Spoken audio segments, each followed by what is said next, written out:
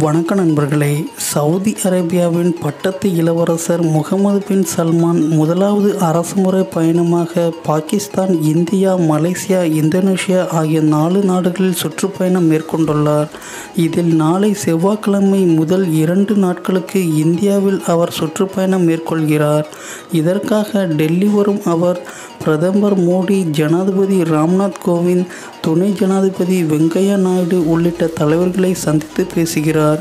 இந்த சந்திப்பின் போது பயங்கரவாத எதிர்ப்பு, எரிசக்தி பாதுகாப்பு உள்ளிட்ட அம்சங்கள் குறித்து விரிவான பேச்சுவார்த்தை நடக்கிறது.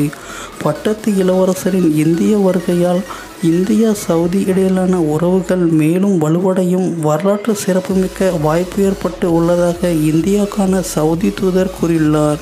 வளர்ச்சி மற்றும் ஸ்திரத்தன்மை தொடர்பான எங்கள் பொதுவான நாட்டத்தின் அடிப்படையில் மிகவும் முக்கியமான கூட்டாளியாகவும் மதிப்புமிக்க நண்பராகவுமே இந்தியாவை சவுதி அரேபியா பார்ப்பதாகவும் அவர் தெரிவித்தார்.